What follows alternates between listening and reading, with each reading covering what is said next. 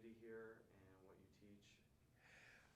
The work that I've done, it was something that, in a sense, I began when I was a boy. Because at the age of 15, it first occurred to me to start a community. And it's been a lifelong mission of mine. I got all my friends interested at the time until they found out I was serious. Then they all fell away. And so I thought about it. I studied how communities have succeeded and how they have failed, what makes them succeed. When Master put me in charge of the monks, that gave me a lot of training for it. He himself, I discovered, because I had given up the thought of community, my first thought in starting a community was to help other people. When I discovered that I was pretty desperately in need of help myself, I gave up all thought of that and just thought, how can I do this for myself first? And then, if I find anything worthwhile, then I'm happy to share with them. So I gave up the idea of communities. But when I met Yogananda, I found that he was interested in communities. So I was interested too.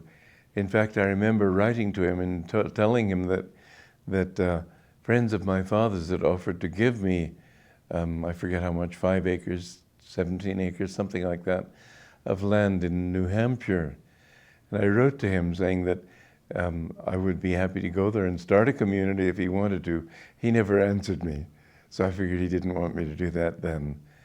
And it would have been a disaster. I was too young to do that, but I was so aware of how keen he was that I was offering this as a way of starting it. In 1949, at Beverly Hills, there was a garden party there, and he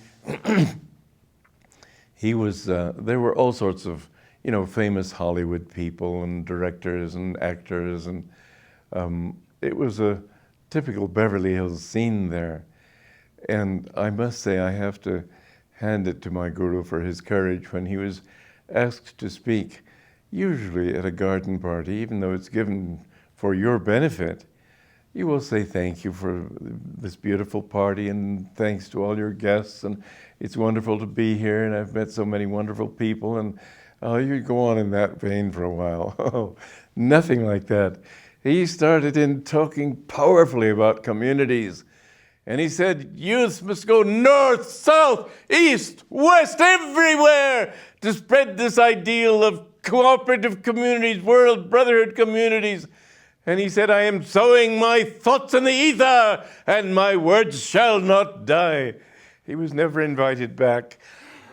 But it was a powerful talk, the most powerful talk I've ever heard.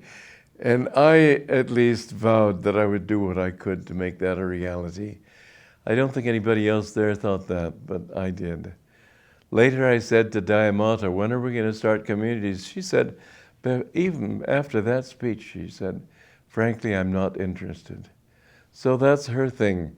She has her idea of what Master wanted, and it doesn't very often coincide with what he wanted or what he said he wanted. But I had declared that I would do my best.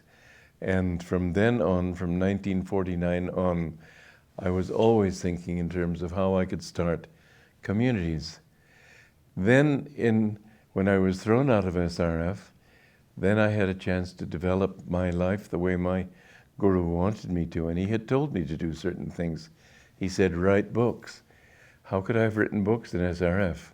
They'd never have allowed me the time to write them, and certainly would never have published them. They didn't even get his books published.